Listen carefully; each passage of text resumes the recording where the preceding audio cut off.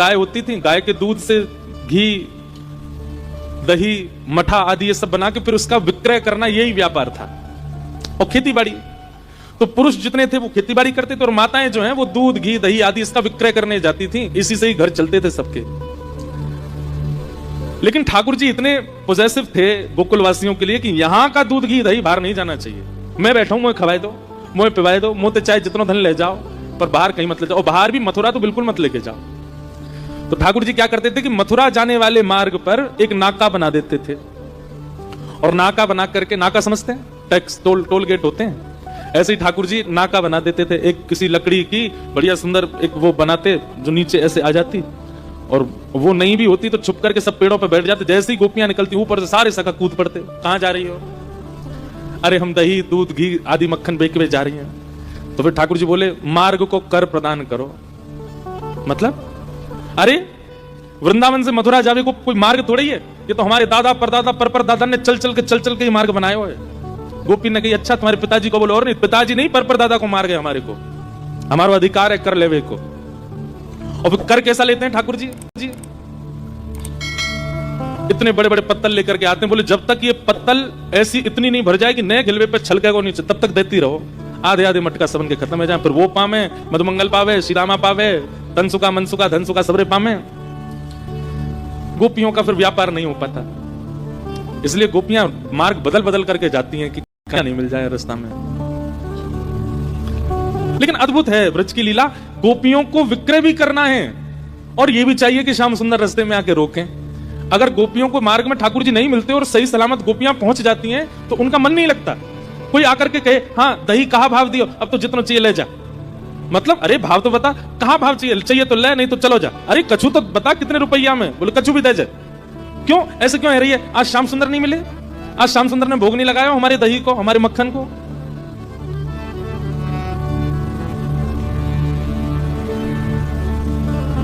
गोपियां ठाकुर जी को निवेदित करना चाहती हैं, भले ही संसार के लिए प्रस्तुत कर रही हैं, अपने जीवन यापन के लिए प्रस्तुत कर रही हैं, लेकिन सबसे पहले ठाकुर जी उपभोग करें। ये स्थिति गोपी की है।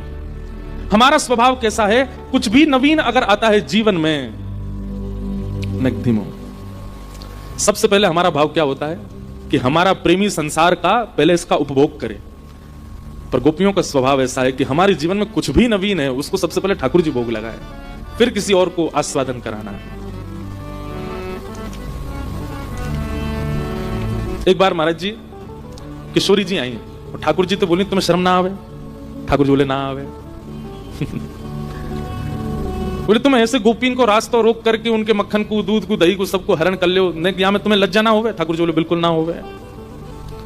बोले काउ दिना ब्रह्म विधाता मिलेगा ना, बातें कहूंगी कि अगले जन्म में तुम गोपी बन के आई हो और तुम यहां से दही लेके जाया करोगे, मैं तुम बन के आऊंगी, मैं कृष्ण बन के आऊंगी और तब तुम्हें रास्ता में पकड़ के कभी नोचूंगी, कभी तुम्हारी मटकिन में फोड़ूंगी, तब तुम्हें पता चलेगी हमें कितनी पीड़ा होवे।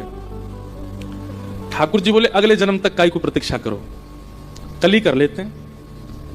किशोर जी बोली कल ही कैसे करोगे? बहुत दिन बाद ये प्रसंग याद आया आज।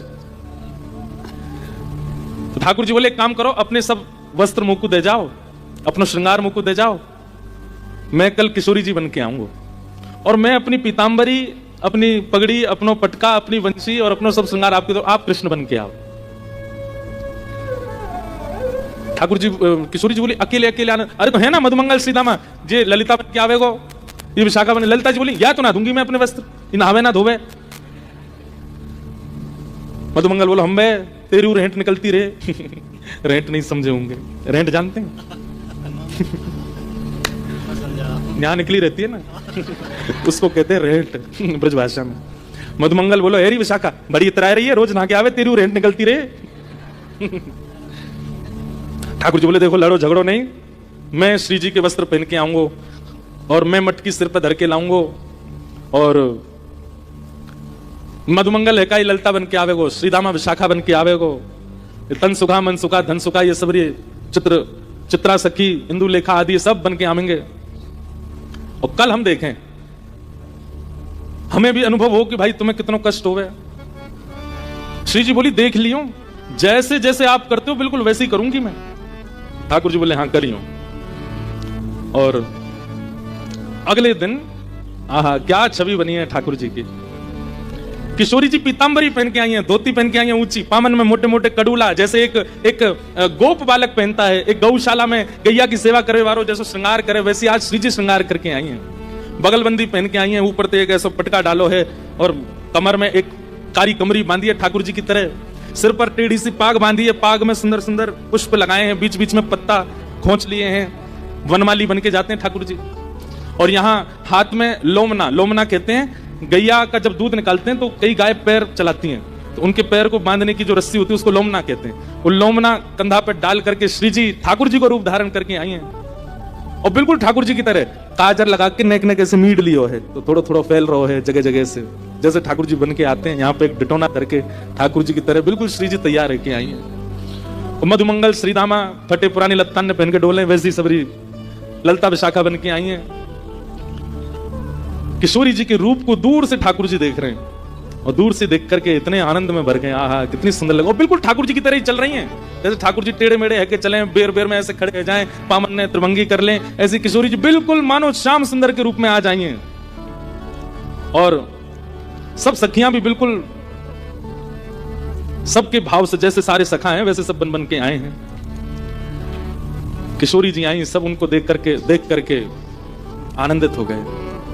लेकिन जैसे ही श्याम सुंदर आए, आहा लहंगा पहनो है, ऊपर सुंदर चुनरी डारी है, यहाँ पर एक क्या बोलते हैं उसको, यहाँ पर एक वो धारण के हैं, किशोरी जी टीका पहन के आए हैं, कानन में कुंडल झमक रहे हैं, चलें तो हाथन में सुंदर सुंदर ठाकुर जी ने चूड़ी पहनी है, पामन में पाजेब पहनी है, और जैसे श्री जी चलती हैं बिल्कुल वैसे ही ठाकुर जी चाल चलते आ रहे हैं। अपने हाथ में यहाँ मटकी ले रखी है, एक मटकी सिर पर धर रखी है, और ठाकुर जी मधुर चाल से चलते आ रहे हैं। श्री जी को देख करके तो सब आनंदित है गए, पर ठाकुर जी को श्री जी के रूप में देख करके किशोरी जी तो मोहित है गई। आहा ये कितने प्यारे लग रहे हैं, अरे विधाता तेने ही लाला काई को बनाए, लाली बना देती और मोह लाला बना देती, फिर आता आनंद। हाँ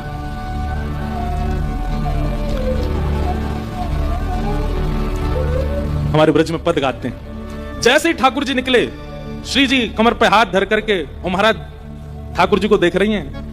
ठाकुर जी ऐसे सिर अपने मुंह में पल्लू से छुपाए करके, और मधुमंगल श्रीदामा ये सखी बन के आए, इनते कह रहे हैं ये देखो सामने श्याम सुंदर खड़े हैं। श्री जी को कह रहे हैं देखो श्याम सुंदर खड़े हैं, यहाँ से चलो, पीछे से भाग के, वहां से भाग के जाते हैं। श्री जी वहां आ जाते हैं, अरे कहाँ को जा रही है, अरे नई नई नवेली दुल्हन, जैसे ठाकुर जी बोलते हैं बिल्कुल वैसे ही बोल रही है, और ठाकुर जी वैसे संकोच कर रहे हैं जैसे श्री जी करती हैं।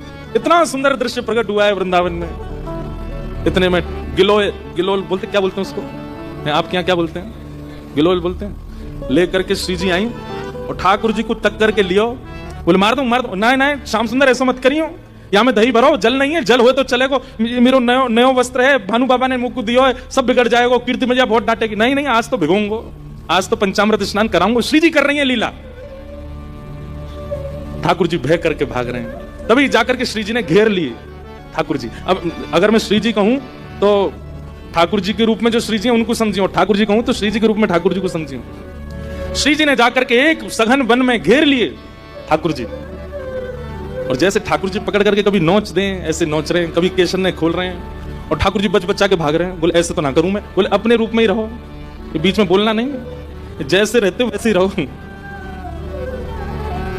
हाँ चारों तरफ से घेर लिया है सखियों ने ग्वाल रूप में, और बीच में किशोरी जी के रूप में ठाकुर जी, तंसुका मनसुका सब सखी बनकर के बीच में घबरा रहे हैं, कांप रहे हैं, खड़े हैं, और चारों तरफ सब सखा अपने अपने डंडा ने लेके खड़े हैं। बोले अब बताओ कहां को जाओगे। मतलब हमारे ब्रज में पद गाते हैं, हमारो श्री जी गा रही हैं, ठाकुर जी के रूप में श्री जी गा रही हैं, और ठाकुर जी से कह रहे हैं, श्री जी कह रही हैं देखो नई साड़ी पहन के नयो नयो अंगया को ऐसी बढ़िया लग रही है, और भारी मटकी सिर पे लेके वाकू बचावे के काज ऐसी संभल के चल रही है। घेर करके श्री जी बोल रही है, हाँ कैसी चाल चले है, देखो ऐसी लगे कोई गजगाम नहीं चलती वही आ रही हो। ठाकुर जी को कह रही हैं, ठाकुर जी घूंघट करके, अरे छेल छबीले आ गए हो मार्ग में, ऐसे ऐसे दूसरे इनकी नारी इनको देखे करें।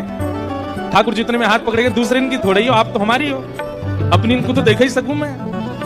ठाकुर जी घूंघट करके चल रहे हैं, तो श्री जी कह रही हैं, ऐसी श्यामा सखी बनकर के ठाकुर जी दही बेकवे जा रहे हैं, और किशोरी जी ने इतने परेशान किए, इतने परेशान, रोने लगे हाथ जोड़ करके, बोले आज के बाद परेशान नहीं करूंगा, आज माफ कर दो। तब श्री जी ने हृदय से लगाया, बोले नहीं नहीं, ये तो आपको सुख है, आपको विलास है। आप क्या सोचें कि इन गोपी इनको मन ना करे कि आप बीच मार्ग में मिलो, इनको भी तो मन करे। ये तो केवल आपको एक लीला प्रकट करके सुख करावे के काज ये लीला भाई। ऐसे प्रिया प्रियतम हमारी लीला करें। तो नौका विहार की प्रथम लीला दान से शुरू होती है। सब सखियां अपने घर के दूध दही मक्खन आदि बेकवे के काजे यमुना पार गई हैं। और यमुना पार जब गई तो वहां आज कोई खरीदवे वालों नहीं मिलो। ऐसी बारिश है रही होगी, सुनसान पड़ो होगा देखो पार, ऐसी कोई मिलो नहीं। खूब दूर दूर तक घूमे आई। और आज एक और लीला भई कि किशोरी जी संग गई हैं। श्री जी हमेशा साथ ना जामे, श्री जी को आवश्यकता ही नहीं है दान करवे की, उनके घर तो भैया राजा की लाली हैं। लेकिन कभी कभी सखियन के साथ सुख लेवे के काजे, और सबसे बड़ी बात श्याम सुंदर मिलेंगे, यहाँ हमारे श्री जी जामे। तो जब भी श्री जी जामे तो सखियन को एक चिंता बनी रहे कि कैसे वो करके दही बिके नहीं बिके, शाम है तो पहले जल्दी आनो है लौट करके। श्री जी साथ में है। आज श्री जी साथ में गए, यमुना पल्ली पार दही बिकवे के काजे। खूब डोल लिए लेकिन दही नहीं बिको। ऐसे ही शाम घटा छान लगी सब जगह से। ललिता विशाखा बोली भैया आप दही तो बिको नहीं है, दूध घी आदि सब हमारो रह गए हो, अब चलो वापस चले, शाम है रही है और कीर्ति मैया ब्रजभानु बाबा बहुत डांटेंगे, जल्दी चलो।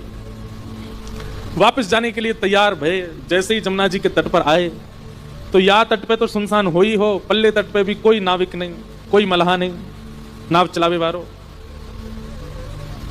एक सुंदर सेज पर बिठा दिए और बिठा करके श्री जी को बोले आप प्रतीक्षा करो, हम देख के हमें कोई नाव मिल जाए तो। ललिता विशाखा दूर दूर तक देखें कहीं कोई नाविक नहीं मिले, इतनी चिंता। श्री जी की लीला में कोई भी अगर रुकावट आ रही हो तो ठाकुर जी को रोंगटे खड़े हैं लगे। ठाकुर जी को पता चल जाए श्री जी को कोई दिक्कत है। मानो श्री जी को मन है लगे कि भाई शाम घन बरसे, ये मेघ बरसने चाहिए तो मेघ बरसते हैं। श्री जी को मन हो कि धूप निकले, सर्दी ज्यादा है रही तो धूप निकलेगी। ठाकुर जी श्री जी के मन की इच्छा पूरी करने में तत्पर रहते हैं हमेशा। प्रेम का यही स्वरूप है, तत्सुखे सुखित्वम। नारद भक्ति सूत्र में श्री नारद जी कहते हैं जिसमें हमारा प्रेमी प्रसन्न उसमें हम प्रसन्न। ठाकुर जी की यही योजना रहती है कि श्री जी को कोई श्रम ना हो। बंधु ये कथा में जो हम प्रेम के सूत्र देते हैं ना, हमारा निवेदन है इनको आप ठाकुर जी से जोड़ा करो। हम प्रेम के सूत्र कई देते हैं, आजकल के लड़का लड़की एक दूसरे को भेजते हैं, देखो महाराज जी क्या कह रहे हैं। ठीक है संसार में भी उसका लागू, आप उसको लागू कर सकते हो, पर हम उस भाव से नहीं कहते। हम ठाकुर जी और श्री जी के भाव से या हमारे और ठाकुर जी के भाव से कहते हैं, इसलिए उसी भाव में उसको सुना कीजिए। प्रेम का स्वरूप क्या है? आप अगर ठाकुर जी की सेवा घर में करते हैं तो आप अपने सुख से उनकी सेवा मत कीजिए। हमारा आज मन हो रहा है आमरस खाने का तो चलो ठाकुर जी को भोग लगा दो, नहीं। हमारा मन हो रहा है पूड़ी खाने का तो ठाकुर जी को पूड़ी का भोग लगा दो। हमारा मन हो रहा है मैगी खाने का, ठाकुर जी को भोग लगा दो। हमारा मन हो रहा है पिज्जा खाने का, ठाकुर जी को भोग लगा दो, नहीं। ठाकुर जी की क्या इच्छा है? और जब सेवा करोगे तो इच्छाएं प्रस्तुत होंगी, ठाकुर जी की इच्छा प्रकट होगी, मेरो ये खावे को मने ये दो। तत्सुखे सुखित्व। ठाकुर जी के रोंगटे खड़े हैं लगे। ठाकुर जी बोले श्री जी को कोई आवश्यकता है? इतने में ठाकुर जी ने नेत्र बंद करके देखो तो कहा पायो कि पल्ली पार श्यामाजू बैठी हैं बड़ी निराश हताश, और सब सखियां ढूंढ रही हैं कोई नाविक मिल जाए तो नदी पार करें, जमुना जी पार करें। इतने में ठाकुर जी ने अपनी छोटी सी नाव निकाली। वो कितनी बड़ी नाव होगी कि बस लाला और लाडली जी बैठ सकें, इतनी बड़ी नाव है, छोटी सी। और छोटी सी नाव लेकर के मत वाले ठाकुर जी कूद पड़े जमुना जी में, और महाराज नाचते गाते भाई चला रहे हैं अपनी नाव। जग नैया हमार, नैया में हम हैं और हम में संसार। कितनी बड़ी बात है। ठाकुर जी कह रहे हैं नैया में हम हैं और हम में संसार। ठाकुर जी में उधर में ही सारा संसार है। नैया लेकर के ठाकुर जी मचल मचल करके कभी इधर को झुके इधर को झुके, कभी पतवार उठा के नाचन लगे, कभी कान पे हाथ धर के जोर जोरते गावे। ऐसी शाम घटा हो रही थी, बिल्कुल यही मौसम था। और मैंने आपको एक बात कही ना कि ये जो वर्ण है ना, यही वर्ण है श्री कृष्ण का। ठाकुर जी काले नहीं है, ठाकुर जी नीले नहीं है, ठाकुर जी श्याम वर्ण के हैं। संध्या के समय जो वर्ण हो जाता है, और विशेष रूप से सावन में काली घटाएं जब बरसती हैं, उस समय जैसा माहौल मौसम हो जाता है, यही श्री कृष्ण का है। पता नहीं क्यों किसी को भय लगता हो बादलों से या वर्षा से, हमको तो बहुत प्रिय लगता है। मन होता है ऐसे ही बस यही मौसम चलता रहे 12 महीने, इतना सुख मिलता है। शाम घटा और जब ऐसे मौसम में श्याम सुंदर आते हैं तो श्याम सुंदर और ये काली घटा एक हो जाती है। ठाकुर जी फिर दिखाई नहीं देते, बड़े गौर से देखने पड़ते हैं, तब दिखते हैं। पीतांबरी पहनी हो तो दिखाई देते हैं। ठाकुर जी नाव लेकर के, अब जमुना जी को भी जल श्याम, ऊपर भी श्याम और मध्य में नाव चला रहे भी श्याम।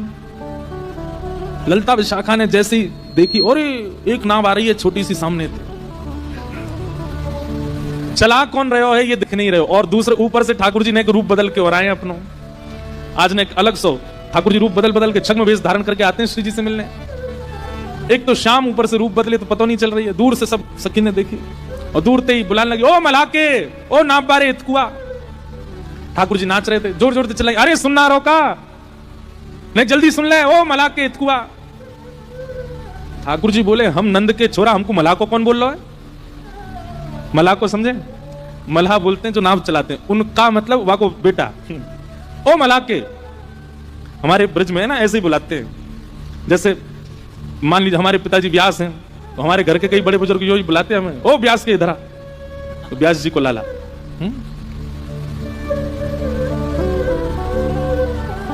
कोई पुरोहित का बेटा तो पुरोहित के इधर आ, मल्हा के।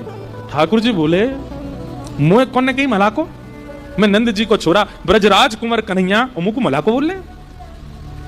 ठाकुर जी बोले, तू मल्हा की? ललिता विशाखा बोली, जी का बोल लो भैया? अरे नाव ले जाए यहाँ पे, हमें पार कराए दे। ठाकुर जी बोले, पहले तो सम्मान से बात कर, हम मल्हा के ना है, नंद जी के